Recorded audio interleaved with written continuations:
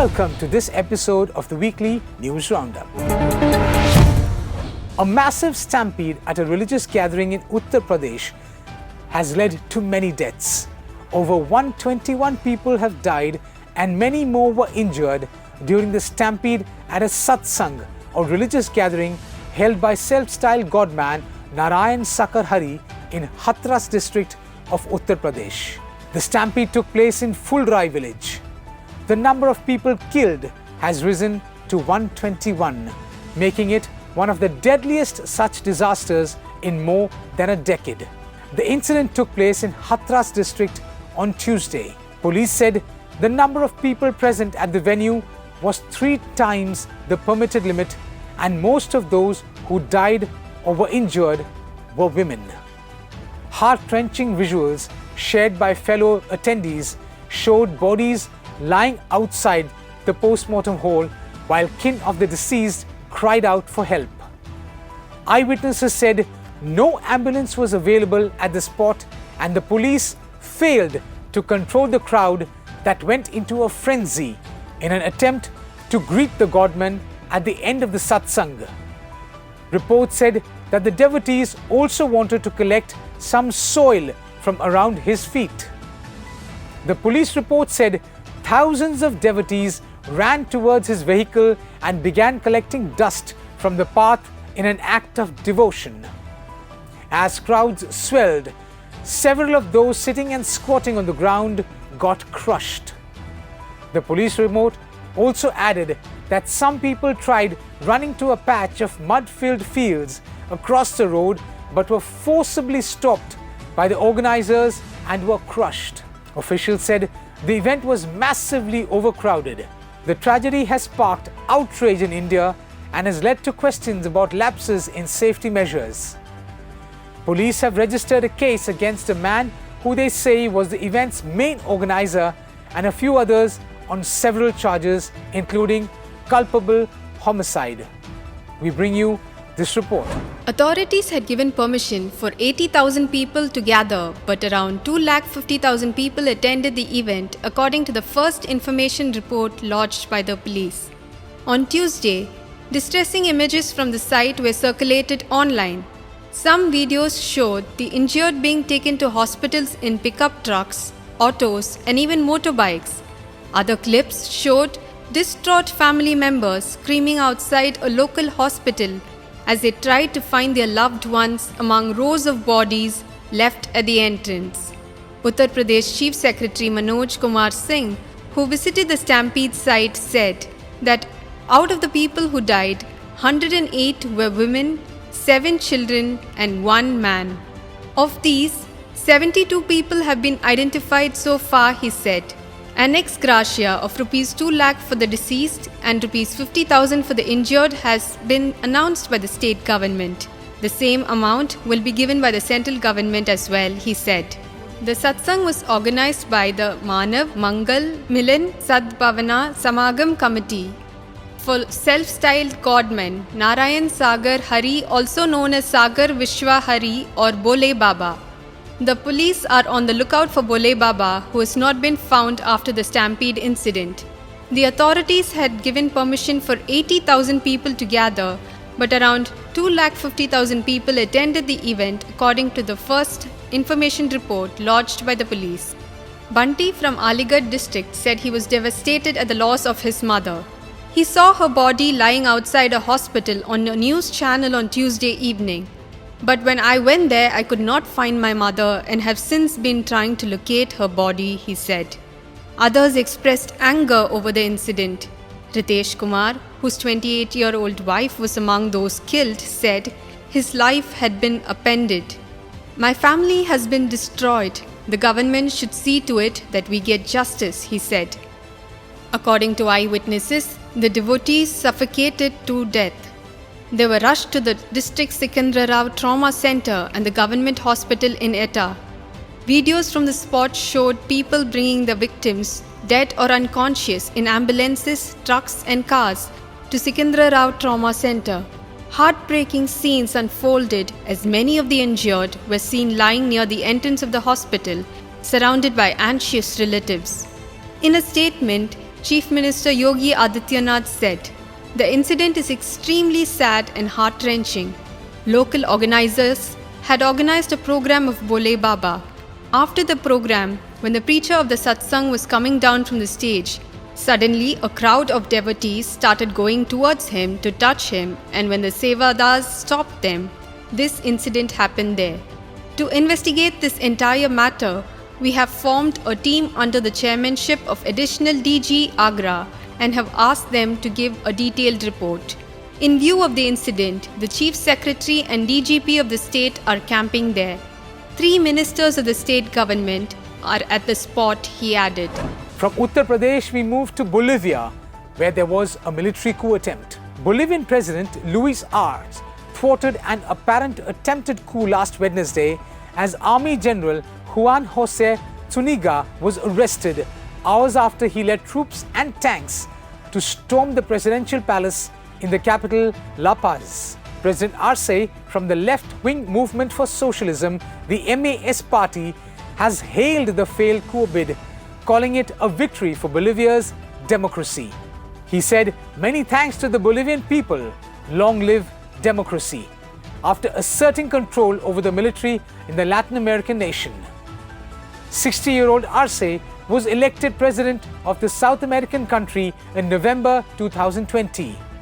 Arce's victory came after nearly a year of political turmoil after long-time left-wing president Evo Morales was forced to resign in 2019 after disputed election results. The then opposition senator Janine Anez appointed herself the interim president. Anez dropped out of the 2020 presidential race.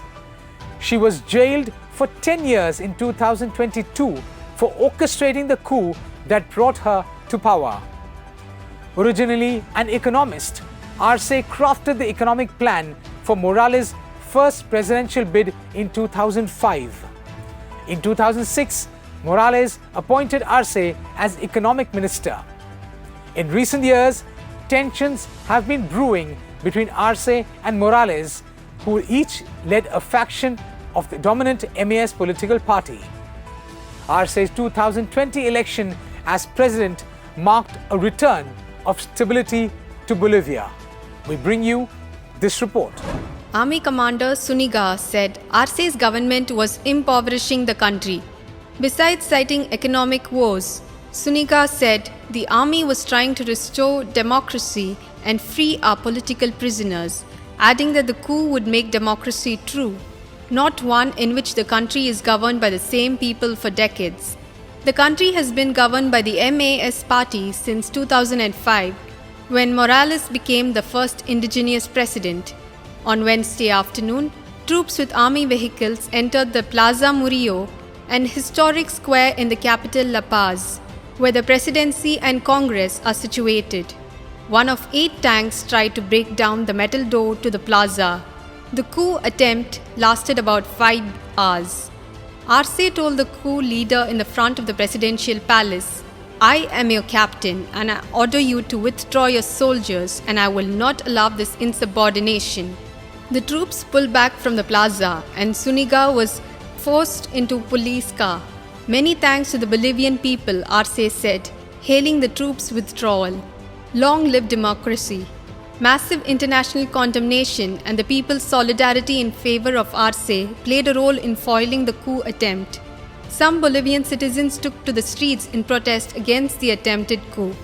The attempt also earned condemnation from Morales, who said, "We will not allow the armed forces to violate democracy and intimidate people." 2 days before the coup attempt, Zuniga had said in a statement on television that he would arrest Morales if he insisted on running for office again in 2025.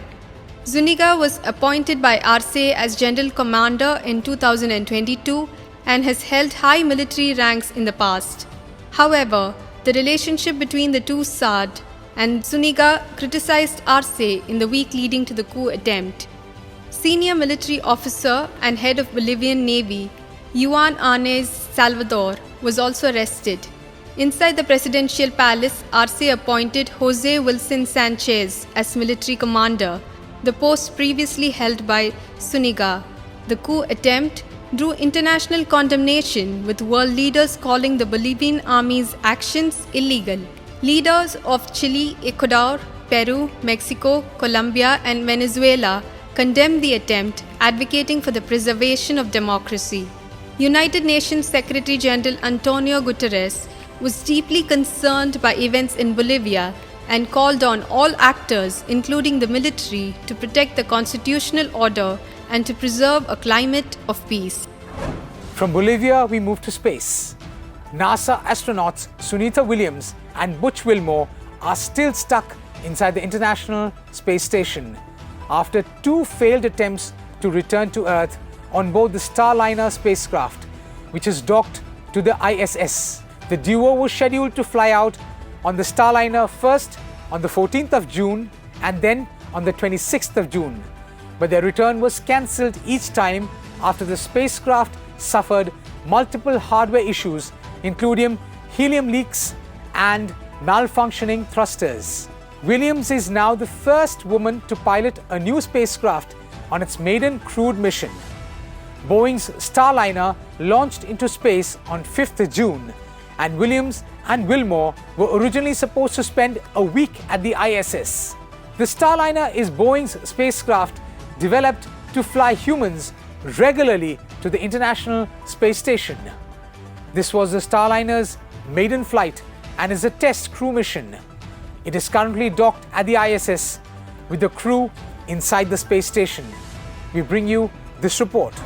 Officials detected a leak in the helium tank of the spacecraft, but the problem was deemed too minor to delay the mission, according to a CBS News report. This had followed yet another leak that had postponed the launch of the craft earlier. Once it reached orbit after 25 hours, the spacecraft, however, suffered 4 additional helium leaks. This left 5 thrusters unusable, of which 4 are now operating normally. Engineers in NASA and Boeing are assessing the functioning and safety of the spacecraft before the crew of 2 can fly back on it. The Starliner had 5 helium leaks and 5 of its 28 thrusters were having issues. Experts say at least 14 thrusters are needed for a safe return. Williams and Wilmore are not in outer space but safely inside the ISS. Here, they have access to food, resources, means of communication, and enough space to stay and carry on their regular activities. The station is equipped for long-term stay and is resupplied constantly by missions from Earth. Currently, there are 5 other astronauts on board. NASA has refuted claims that the astronauts are stuck in space, maintaining that the spacecraft can still be undocked and flown under emergency conditions. However, while the 2 astronauts can stay on the ISS for a longer period, the Starliner itself cannot. It is docked to the ISS docking module called Harmony, and due to Harmony's limited fuel capacity, Starliner can only stay for 45 days for a safe return flight. Beyond this time, it might not be able to undock safely from the ISS, and the astronauts will require alternate transport back. Whistleblowers have alleged that Boeing and NASA managers involved in the mission knew of the technical faults with the Starliner, but went ahead as they considered the issues too minor to further delay its launch. At least 20 whistleblowers have now accused NASA of being casual about the issues and ignoring their concerns since the beginning, according to multiple reports. Meanwhile, astronauts Wilmore and Sunita Williams had to take emergency shelter aboard the International Space Station due to potential threats from space debris following the breakup of a Russian Earth observation satellite, according to a report by Reuters. The US Space Command confirmed that the breakup of the decommissioned Russian satellite occurred on the 26th of June, creating trackable debris. Following standard emergency protocols, Mission Control instructed Wilmore and Williams to take shelter in their Boeing Starline spacecraft for about an hour. Thousands of pieces of debris from dead satellites, rocket boosters, and junk from anti-satellite weapons tests remain in orbit covering the planet. The immediate threat to the astronauts' safety was from the 100 debris pieces following the breakup of the decommissioned Russian satellite on June 26. Both Wilmore and Williams remain aboard the ISS due to ongoing mechanical issues with the Starliner spacecraft. Despite these issues, NASA and Boeing have assured that the astronauts are not in immediate danger and have sufficient supplies. Hollywood actor Michael J. Fox began his career as a child actor in the 1970s, portraying Alex P. Keaton on the NBC sitcom Family Ties, and then more famously as Marty McFly in the iconic movie Back to the Future in 1985. There were two sequels to this movie, one in 1989 and the other in 1990, called Back to the Future Part 2 and Back to the Future Part 3. Each of these movies was a blockbuster hit. Michael J. Fox became famous, but in 1991, at the peak of his career, at the age of 30, he was diagnosed with Parkinson's disease. Since then, he has founded the Michael J. Fox Parkinson's Foundation. The Back to the Future actor made a surprising appearance at Glastonbury Festival by joining Coldplay on stage during the band's set. 63-year-old Fox, who has been diagnosed with Parkinson's disease since 1991, was in his wheelchair on stage playing guitar during the band's performance of their hits Humankind and Fix You. He had once earlier in 2016 played with the band on their tour in New York. Coldplay's frontman Chris Martin introduced Fox to the Glastonbury audience by referencing his character in the movie. Following the performance, Chris Martin gave Fox a sweet shout-out, crediting the actor for being the inspiration behind the band's musical career. He said the main reason why we are in a band is because of watching Back to the Future. So thank you to our hero forever, one of the most amazing people on earth, Mr. Michael J. Fox. Thank you so much, Michael, our hero, he said. Fox retired from acting in 2020 due to the progression of his Parkinson's disease. He founded the Michael J. Fox Foundation, and the foundation has since become the largest non-profit funder of Parkinson's disease research in the world and has funded more than $1.5 billion of research projects. Thanks so much for watching this episode. Until we meet next time, stay blessed.